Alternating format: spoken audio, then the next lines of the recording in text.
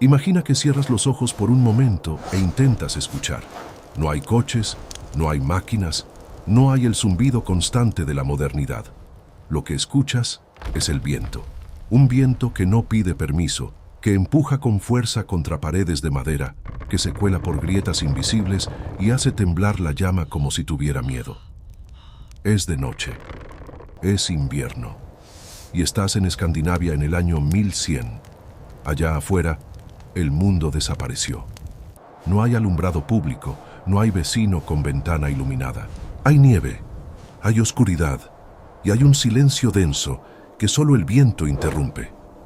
Aquí, en esta latitud del norte de Europa, el invierno no es una estación discreta. Es un soberano. En lugares como lo que hoy llamamos Noruega, Suecia o Dinamarca, el sol de diciembre apenas aparece por 4 o 5 horas y cuando lo hace es con desgano, pegado al horizonte, como si no tuviera muchas ganas de estar ahí. El resto del día es penumbra, gris u oscuridad completa. Y la noche, esa noche larga y pesada, comienza antes de que termine la tarde y dura hasta la mañana siguiente. Pero vamos a entrar. Vamos a cruzar esa puerta baja de madera, a doblar un poco el cuerpo para no golpearnos la cabeza y a entrar al interior de una casa escandinava del siglo XII. Lo primero que nos recibe no es el calor, es el humo. La casa larga, el tipo de vivienda más común entre las familias campesinas y los jefes locales de la época, era una construcción alargada, de madera, con paredes de troncos o de tablones horizontales y frecuentemente reforzada con turba en los laterales para aislar del frío. El techo era de paja, pasto, turba o corteza de abedul superpuesta y tenía una inclinación pronunciada para que la nieve se deslizara en vez de acumularse y pesar demasiado. El interior era oscuro, largo y bajo para los estándares de hoy. El piso era de tierra compactada, a veces cubierto con paja, juncos secos o ramas de coníferas esparcidas para amortiguar el suelo duro y absorber lo que cayera. En el centro de la casa estaba el fuego. No una chimenea empotrada en la pared con tiro eficiente. Eso todavía era una rareza en el norte de Europa en 1100, reservada para algunas construcciones más elaboradas de piedra o para los grandes salones de los más acaudalados. Lo que había era una fogata central, una brasera abierta en medio del suelo, rodeada de piedras que impedían que el fuego se extendiera. El calor subía, el humo también. Y como no había chimenea en la mayoría de estas casas, solo una abertura en el caballete del techo, el llamado ljori, en las lenguas nórdicas, el humo subía despacio, se esparcía por el interior antes de encontrar la salida. Esto significaba que el aire cerca del techo era casi irrespirable, mientras que a nivel del suelo era más tolerable. La gente aprendió a vivir agachada, sentada en bancas bajas, durmiendo en plataformas laterales que quedaban por debajo de la línea del humo más denso. Quien vive hoy en casas modernas y bien ventiladas quizás no pueda imaginarlo de inmediato. Los ojos ardiendo, la garganta con un leve sabor a ceniza, la ropa impregnada de hollín. Todo dentro de esas casas era negro por dentro, cubierto por una capa oscura que se acumulaba a lo largo de los años. Las vigas del techo, las tablas de las paredes, los utensilios colgados, todo cargaba la marca del fuego. Y paradójicamente, ese hollín tenía una utilidad. Ayudaba a preservar la madera contra insectos y hongos. Lo que parece un problema era también una solución. Si quieres entender mejor cómo era esta vida, dale like a este video y suscríbete al canal. Cada episodio es un viaje diferente a través del tiempo. La iluminación era otra dimensión de la vida nocturna escandinava que merece atención. Además del fuego central, que daba luz y calor, pero también consumía aire y producía humo, se usaban lamparillas de piedra o barro rellenas con grasa animal o aceite de foca. Eran luces débiles, titilantes, que iluminaban apenas unos metros alrededor. Una familia reunida junto al fuego veía los rostros de los suyos con claridad, pero los extremos de la casa, donde estaban los animales en invierno, donde se guardaban los víveres, donde se amontonaban las herramientas, siempre estaban en penumbra. De noche, la casa escandinava medieval era un mundo de sombras cálidas al centro y frío oscuro en los bordes. ¿Y los animales? Sí, En muchas propiedades rurales, especialmente en las más modestas y en las regiones más al norte, los animales domésticos, ovejas, cabras, vacas, cerdos y caballos, eran metidos a una sección contigua de la casa larga durante el invierno. Eso no era descuido ni ignorancia, era sabiduría práctica. El calor corporal de los animales calentaba el ambiente, y tenerlos cerca durante la noche protegía al ganado valioso de las tormentas, los lobos y las zorras. El olor, claro, era intenso. Excremento, orina, lana mojada, pelaje húmedo, todo eso se mezclaba con el humo, la comida en preparación, el olor de las personas que no se bañaban con la frecuencia que el mundo moderno considera necesaria. Pero la nariz humana se adapta, y lo que parece insoportable para un visitante de hoy era simplemente el olor del hogar para esas personas. Vale la pena hacer aquí una pequeña pausa para deshacer un malentendido común. La idea de que los vikingos y sus descendientes medievales eran completamente sucios y bárbaros no aguanta el escrutinio histórico. Los escandinavos de la era vikinga y del inicio del período medieval tenían hábitos de higiene relativamente considerables para la época. Hallazgos arqueológicos revelan peines de hueso y cuerno, pinzas, instrumentos para limpiar los oídos y cepillos. Las fuentes termales y los baños de vapor, los llamados badstuga, eran conocidos y utilizados. El baño semanal, o al menos regular, era una práctica documentada en contextos nórdicos. Eso no los hacía asépticos según los estándares contemporáneos, pero los diferenciaba de muchos otros pueblos europeos de la época que consideraban el baño sospechoso o peligroso. Pero volvamos al frío. La amenaza más concreta y constante de la vida nórdica medieval en invierno no era un enemigo humano, era la temperatura. Y la respuesta a ella estaba en la ropa. La lana era la reina de las telas. Las ovejas se criaban en toda la región escandinava, y el esquilado, el hilado y el tejido eran actividades centrales en la vida de las mujeres libres y las siervas. La lana escandinava tenía una característica particularmente valiosa. Incluso mojada, retiene buena parte del calor. Eso es una propiedad física real, dada por las fibras queratínicas que atrapan aire incluso cuando están húmedas.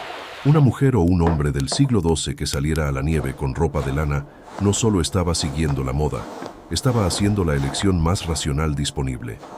Sobre la lana se usaban pieles, de oso, de lobo, de zorra, de borrego con el pelo vuelto hacia adentro.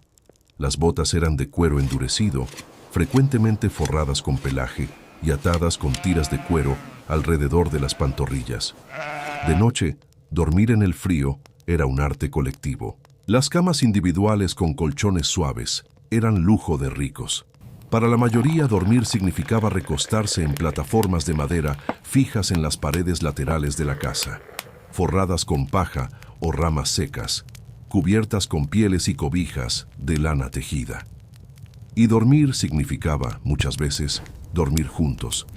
No solo las parejas, sino los hijos, las siervas, los trabajadores y eventualmente animales pequeños como perros, todos aportando calor corporal para una noche menos cruel. El concepto moderno de privacidad al dormir sería incomprensible para una familia escandinava de 1100. La supervivencia era colectiva.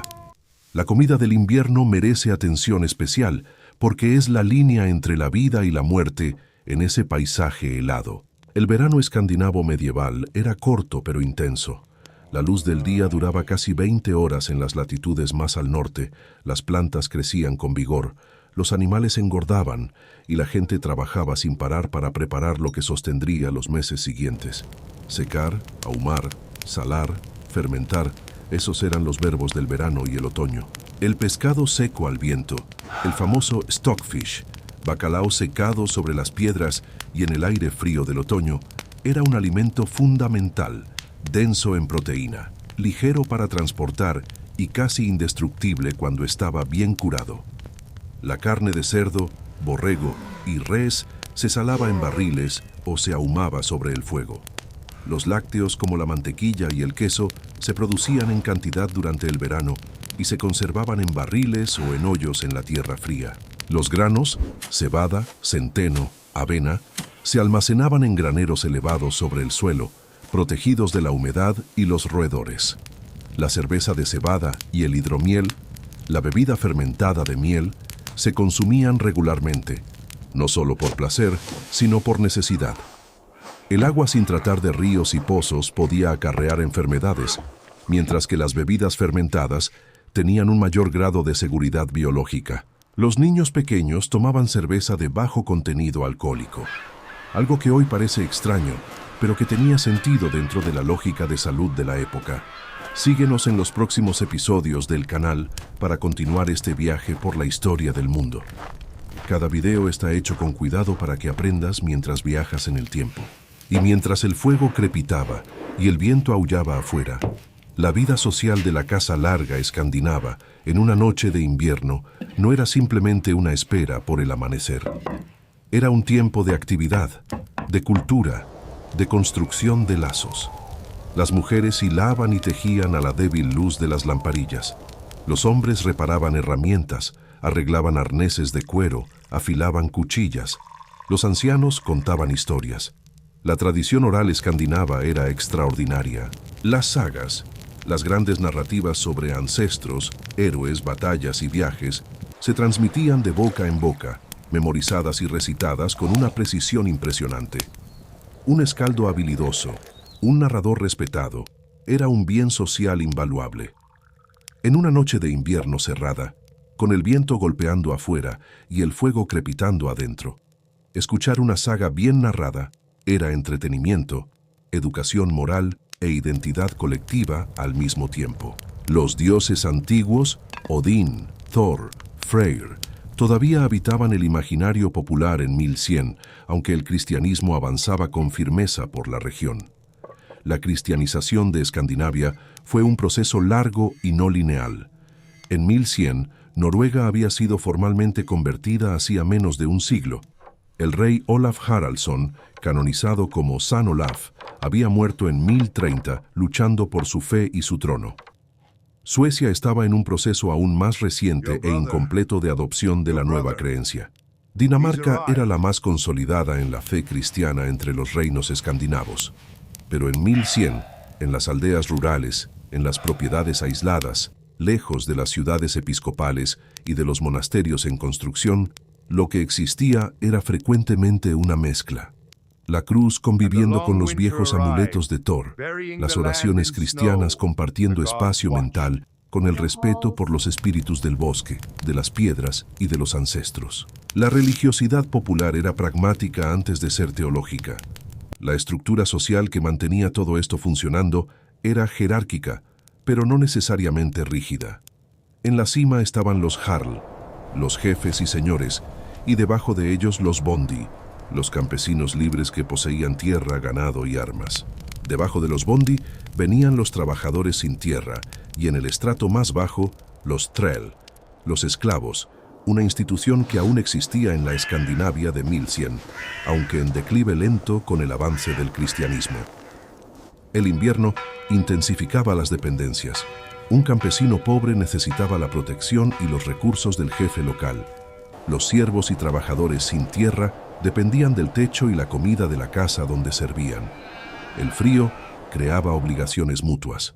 Quien no tenía vínculos de lealtad y protección difícilmente sobrevivía solo un invierno nórdico. Los riesgos del invierno iban más allá del frío en sí.